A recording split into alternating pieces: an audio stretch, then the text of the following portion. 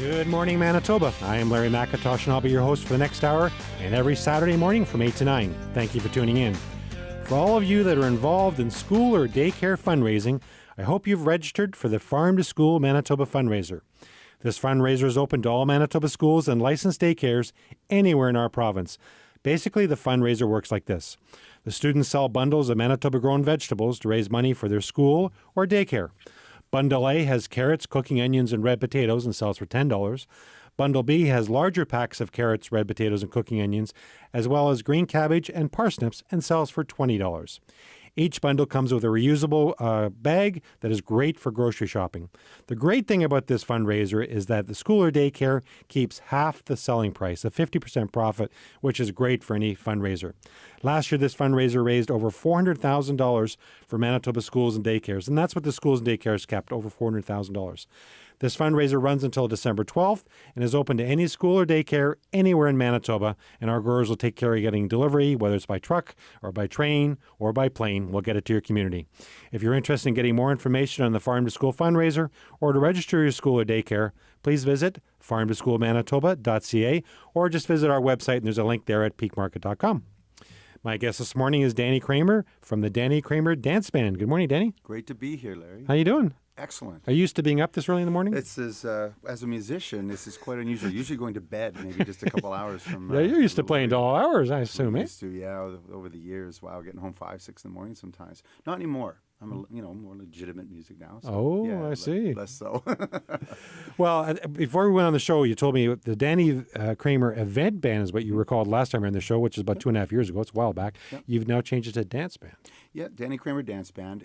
We found that so many people were just referring to us as that. They just say, hey, the Danny Kramer Dance Band. So I guess Event Band was a little of a mouthful. You still see it online, though, and stuff. So sometimes we're introduced as that, but I just prefer Danny Kramer Dance Band now. You just want to, you don't mind what they call you as long as they call you. Is that the old right. expression, I guess. Sorry. That's a happy. really old joke, I think. But so tell us a little bit about what you do. Well, I have a corporate wedding band, and so we'll perform for corporate events that sometimes they're fundraisers, sometimes they're celebrations, anniversaries, and of course we also play for weddings. And of course we played for your wedding, which is beautiful. Thank you. I just love it. I was thinking about this that Simon Cowell and stuff will say to people, you sound like a wedding singer, like it's an insult and stuff. And to be honest with you, it's something that I just absolutely love. I love performing at weddings, and I've been so lucky to do it. Do you know how long ago our wedding was? 1,009 days. I wouldn't expect you to remember that, but every day is an anniversary. We celebrate every day, so today's 1,009. We sometimes get free desserts by celebrating anniversaries. Sorry to interrupt, but you're a wedding singer, yes. Yeah, so it's been awesome. I love that, and we get to play really, really positive events. Weddings are beautiful, and the corporate events we play are usually for great celebratory things and places that raise a lot of money. The hospitals and we do children's rehab, HSC we've done. We do just so many, and even for the arts, MTC, Manitoba Opera, things like that. And so we see them raising money for wonderful funds, for wonderful causes, and great things. And we get to be a part of that. So and I assume at some point you're going to get to the Peak of the Market annual charity fundraising dinner. We actually got that coming up. November, yeah. Yeah, you did last year as well, and you're back again this year by popular demand. Well, that's a case in point, though, isn't it? I mean, what a party that was last year, and that's where that's where I work. It's like I get to go to these places. Everybody's so happy. And I'm playing with wonderful musicians. We get to play whatever kind of music we want that spans, 70 years of music. We're not stuck in one genre. And the people give you applause, and they love you. We get to just hang out and just do what we do, and we love it. It's like, sometimes it's just funny. We look back at some of the days when gigs weren't so great, weren't so fun, a long time ago, and you do these, and like that event last year was just stellar. It was just fun. And I think I read on your website, which is very good, by the way, it's 40s up to today's top 40s. I mean, that covers a lot of songs and different types of songs. Yep. Yeah, we do, and that's the beauty of it. Like I say, when you're in a classic rock band kind of thing, you play classic rock. Because we're in this and we play such wide varieties of music. So, for example, this summer we did a wedding for the bride and groom were in the mid-20s, a little younger than normal we played, but mid-20s. And the next night we played a 50-year wedding anniversary. So everybody's in their 70s, 80s, even late 80s and stuff. And we had music for both parties, and they loved it. So it's really exciting, exhilarating. Nothing stops us from learning new songs. So right now we're on a top 40 phase. We're just adding a bunch of new top 40, and I was just working on that today. Like early last night, I went to finally. That's why it was 6 in the morning for you. So dispersing charts at that time. So yeah. So you are open to learning songs if somebody has a particular song. I know you learned a Michael Bublé song for our wedding, but you're open to doing that for all the time. Yeah. Sometimes people's requests, like whenever you make a request to the band, we pride ourselves in knowing a lot of requests. We have like 900 songs, but sometimes when we don't know them, I always make a note of them, and because sometimes it's a song I might not be familiar with or something I've forgotten about, and so all of a sudden I get 2 requests for a song. I say, we got to really look at this thing, and we'll add them. So you have a lot of people out there with great taste, and then they tell us what they want. So it's like their show. So we get to customize it for them. 900 songs? Yeah, just under. Yeah. Is that right? Yeah, it's incredible. I remember the days in the rock bands, you'd have 35 songs, and you'd work so hard. You practice 6 weeks for that, and to finally get that. And we have 900 songs, just under. That has to be a bit of a challenge, knowing that many songs, and you don't play them all every night, obviously, but playing them well. And we've been to Shelley and I've been many of your events, and they're flawless. I mean, you wouldn't know that you don't play that every single night. Well, we have an advantage, and that is that we have charts for the back line musicians, bass, drums, keys, guitar, the horn players, and so that's great. So we have it there for them, and when we need them, if they're readers, they can play them flawlessly. And the singers, we know those songs, so it's incumbent upon us to really know them, know our harmonies, and that makes it exciting. You never get bored, in a job like ours. You see some bands play the same songs all the time, and they look so bored. And so we don't have a chance. Not you, eh? No. We'll be right back with Danny Kramer of the Danny Kramer Dance Band after we take this break for your CJOB weather update.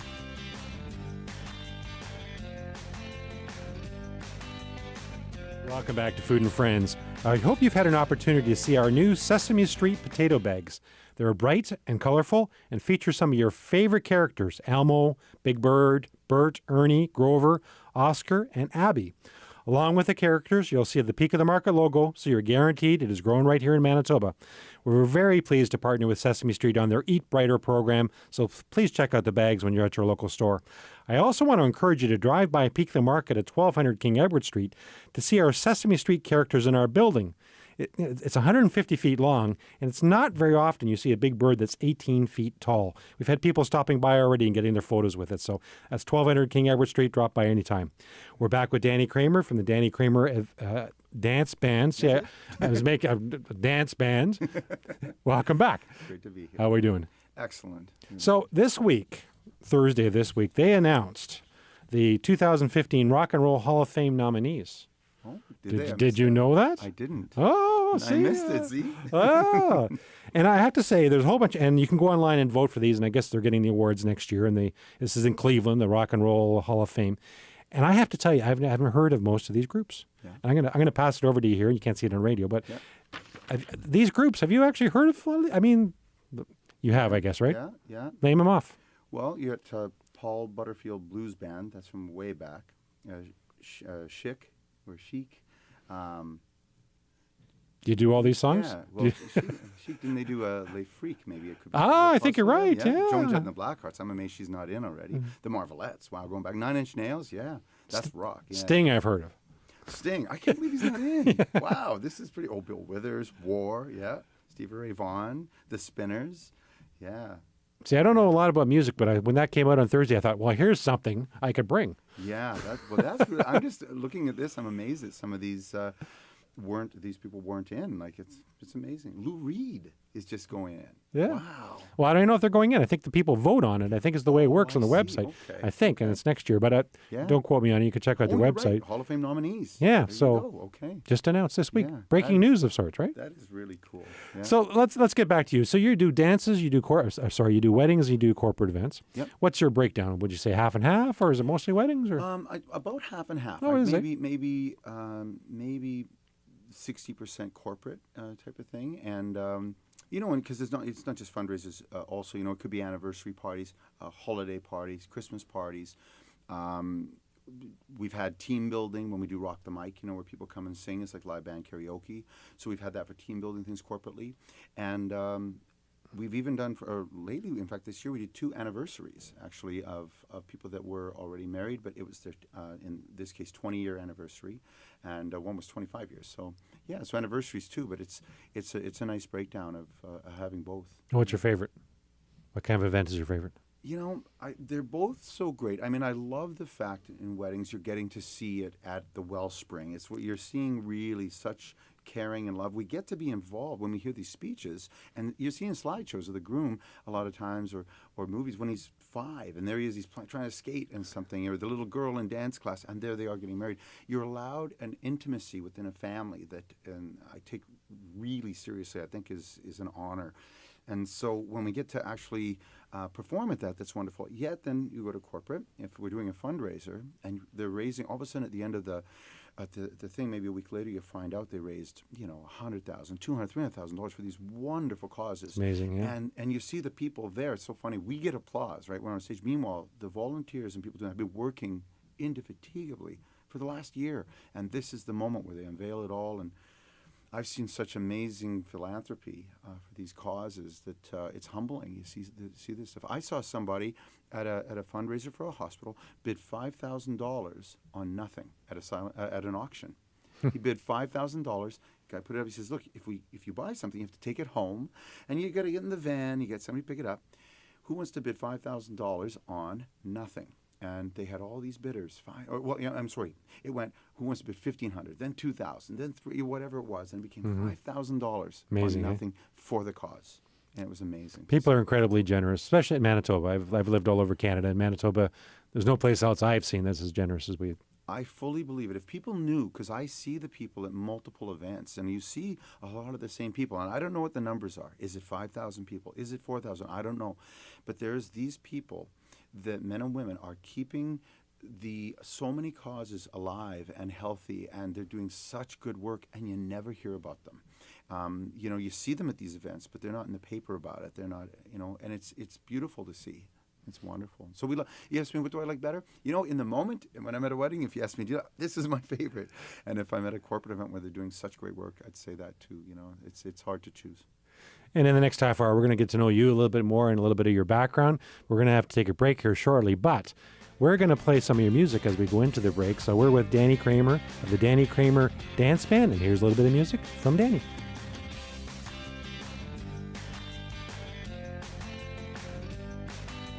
Welcome back to Food and Friends. It's time for our recipe segment called Now We're Cooking. You don't need to write this recipe down, as it is today's recipe of the day at peakmarket.com and in the Winnipeg Sun. So all the information is on our website or today's Winnipeg Sun. Today's recipe is carrot raita soup. Carrot raita soup. Here's what you need for the recipe. 1 cup of plain yogurt, 2/3 cups of grated cucumber, 1/4 cup of red onion minced. For best results, use Manitoba red onions.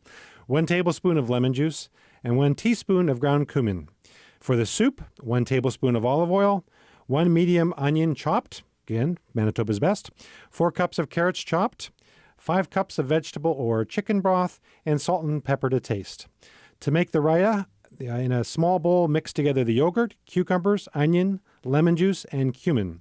Chill until serving time. To make the soup, in a saucepan, heat the oil over medium heat, then add the onions and saute until softened. Then add the carrots and the broth and bring to a boil. Reduce the heat and simmer uncovered until the carrots are tender. Then in a blender, puree the soup into batches until smooth. Return to the saucepan and heat until hot, and add the salt and pepper to taste.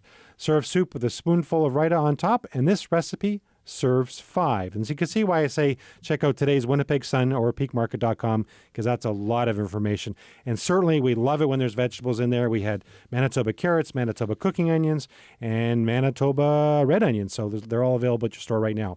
All the recipes in the newspaper or in the website have both metric and imperial measurements. We'll be right back with Danny Kramer from the Danny Kramer Dance Band after we take this break for your 680 CJOB news, sports, and weather. We'll be right back.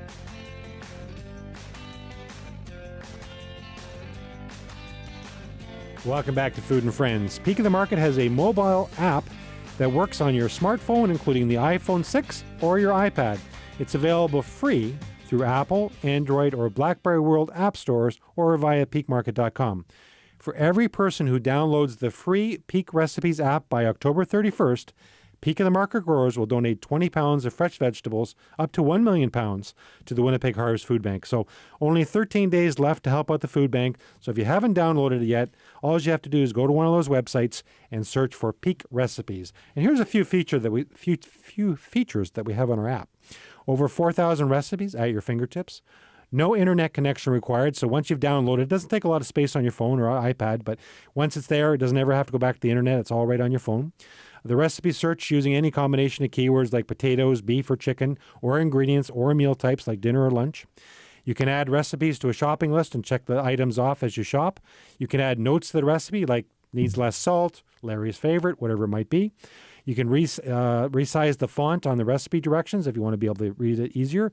And one of my favorite features is there's no in-app advertising. So once you get the app, there's no ads popping up. We're not trying to sell you anything. It's strictly about recipes. We're all very pleased with our new mobile app, so please download it and try it. And we know there's tens of thousands of apps out there, but give it a try. You'll be helping out Winnipeg Harvest if you do it by the end of the month. And if you don't like it, hey, you can delete it. We'll still donate the 20 pounds to Winnipeg Harvest. We're back with Danny Kramer from the Danny Kramer Dance Band. So that was a lot of information about. Do you have our mobile app? Have you downloaded it yet? I do. Yeah, well, fantastic. Thank you. Yeah, way to go. I'm a fan. I love these recipes. I love it too because what you're just talking there, it makes you think of it. Wow, I never thought of making something like that. That'd be really fun. Good. So I want to ask this question about Wendy and the Turtles. Now that sounds like a group to some people, but we're not talking about a group here. Tell us about Wendy and the Turtles. Well, my wife Wendy bought her first turtle with her birthday money when she was 10, and those little tiny red ear sliders, and that was 25 years ago. And then of course about 6 months later, she got a second turtle, which was Squirt. First one's Bubbles, and they grew and grew, and now they're house pets. And she had them walking around the house, and she discovered when she was a little girl that like one time she forgot to put them in their aquarium, and overnight, so she fell asleep, and they had said, "Oh, you can't do that; they'll get sick," or things like that, and they didn't. She went, "Well, that's okay then." So she started letting them just really be domesticated, and they walk around the house like cats and dogs. And like yesterday, both of them were under a heat lamp, and there was the cat snuggled up with them, and they all get along great. And they communicate with us. They let us know, and like a dog, so they want to get in their tubs, and they let us know. And it's really funny. I'm standing there today, and as they got up, and then Bubbles came over to my foot, put his foot on my foot, and that tells me that says let me into the tubs. So they're really cool. They're really. And how old are they? 25. Really? Yeah, 24 and 25. Wow. Yeah, never worked a day in their lives. Good life. Yeah. Well, I know you've told me the story about one of them watches TV. Yeah, if Bubbles you have it on, yeah. Bubbles watches TV, and last night was really funny because Bubbles was on his TV watching Pillow. The other turtle doesn't really watch TV, and our cat, we got him cat things for the iPad. It's birds. So it's just, and so the cat was watching the birds. Bubbles is watching TV with us. I'm going, this probably isn't happening anywhere in Winnipeg except with us right now. So possibly Manitoba, possibly all of Manitoba. All of Manitoba, yeah. It's a neat story, and you've had them for 25. I didn't realize it was that long. Wendy had them, yeah. Yeah, so Wendy had them, that was yeah. that was part of the package. I had to pass the turtle test when we started dating. So they're adorable though. It's been really nice. Let's get back to the dance band. So we talked in the last half hour. You do songs from the 40s right up to today. You have almost 900 songs.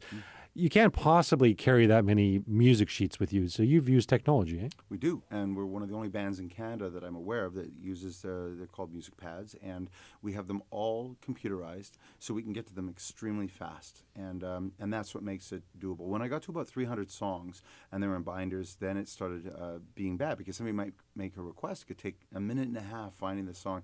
So we couldn't do that. So then this technology came out, and we do it. It allows us to get to a song like you pull up anything on a computer, it's super fast, and then it's just great. It's seamless, So each one of the musicians has one of those in front of them? Well, that's the other nice thing. Communication on a stage. When I have, say, 11 or 12 musicians on stage, I have to tell them what the next song is. With this one, I only have to tell 2 people because he's triggering, and it sends the signal to the other guy's computer monitors. They don't even have to turn pages, so they just are there, and it's showing up like just a computer monitor. It's changed everything for us. It'll be the future. I mean, in 5 years, nobody's going to be using sheet music in paper anymore. I don't think so. It's been very freeing. But that's what we want. We will always want to find the newest ways, discovering that when somebody's standing on the dance floor, 30 seconds goes by, that's like 2 hours, You want to keep that party going, keep that energy going so people don't start looking at their watches and want to go home.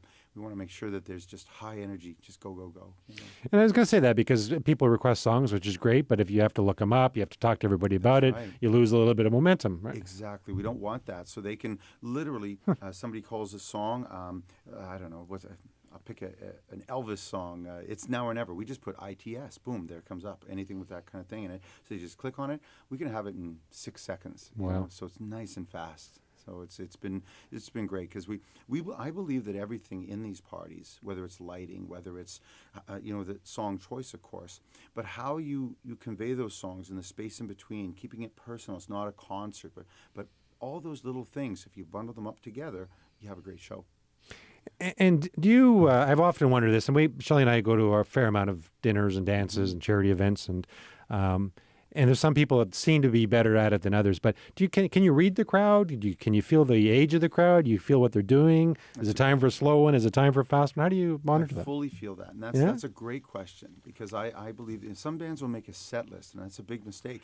I believe that you need to come in when I always show up, say an hour before we play, after we're set up, and I'll walk through the crowd and I see what's the vibe like, what's the age, if it's a wedding, you're gonna have older relatives more in the beginning and stuff. So now I'm thinking, okay, I see these people I see a particularly young crowd, or I'm at a graduation. Let's say we're playing a grad, and you see a lot of the people are at the bar, the younger people at the bar, and maybe their parents or the faculty is there. So now I'll play for them for a bit. And once the kids are done that talking and stuff, they're going to come over and want to really hit it.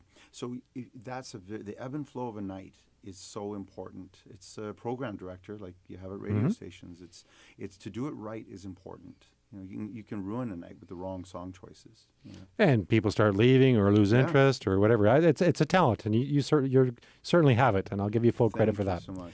And we're going to hear a little bit of Danny Kramer's dance band as we go out to the break. We'll be right back after this break. And here's the Danny Kramer Adventure Band.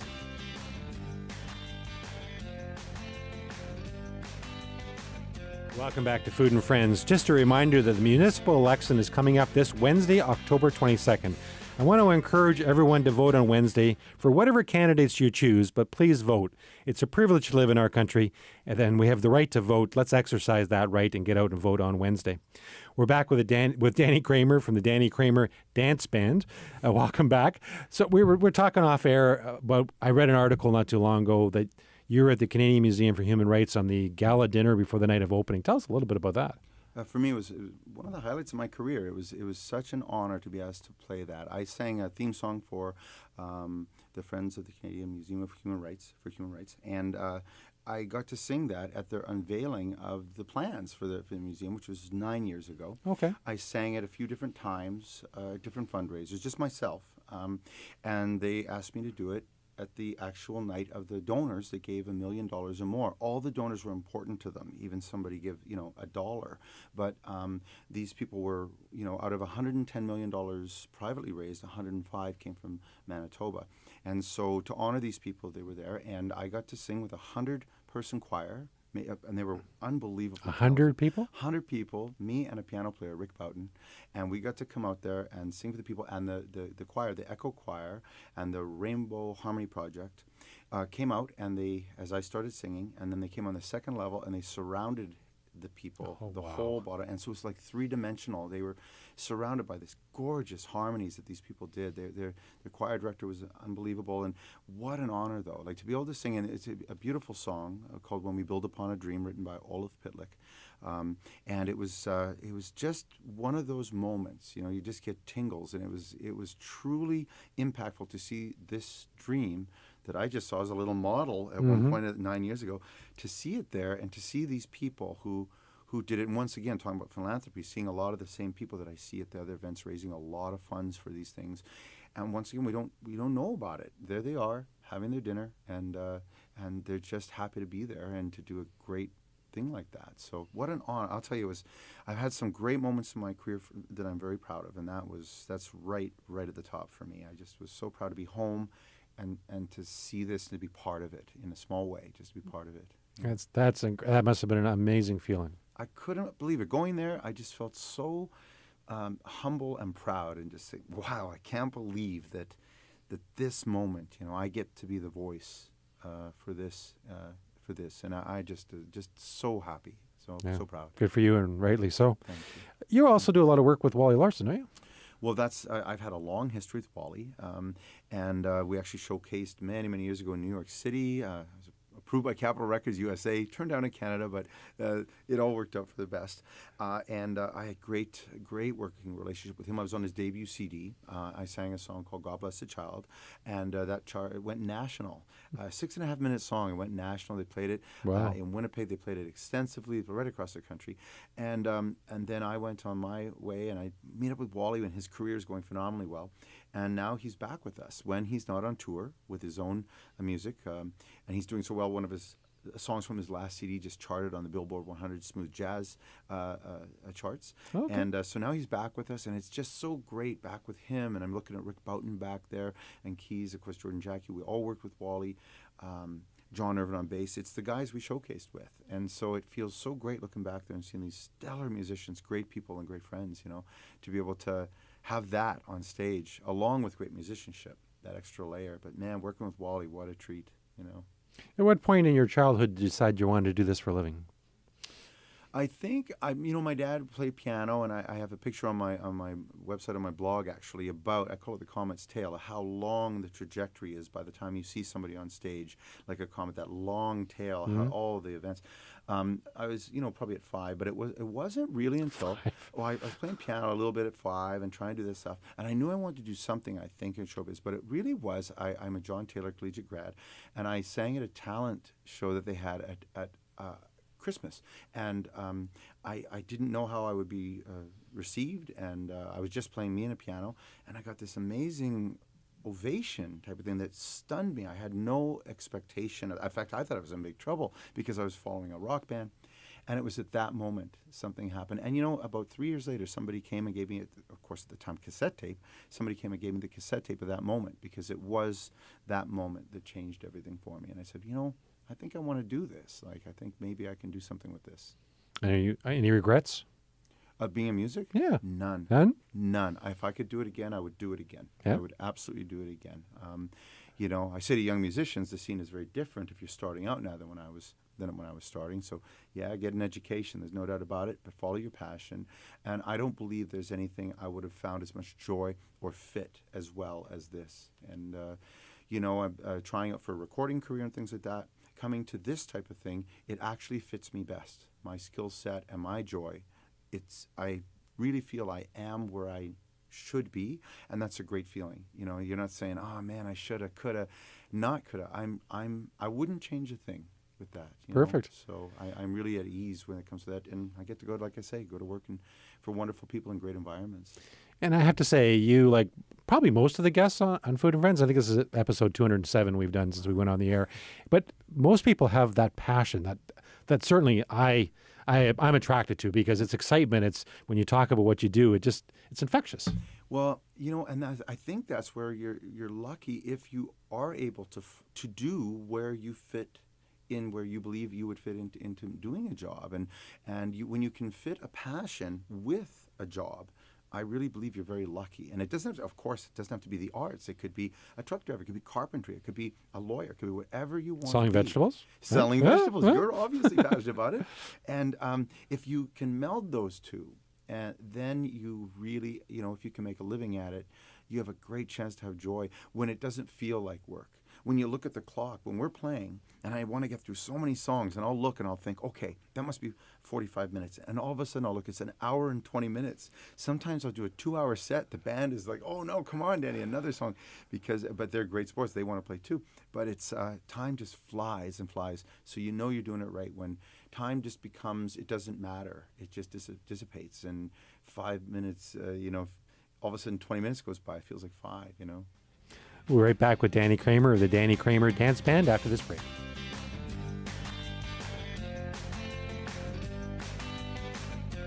Welcome back to Food and Friends. Please join me next Saturday when my guest will be Colleen Dick from Gorp Energy Bars. If you haven't tried one of Colleen's energy bars, you have to. They're Manitoba made and available at many stores throughout Manitoba. My guest today has been Danny Kramer from the Danny Kramer Dance Band. This has been a lot of fun. I had a blast. I can't believe it's gone so fast.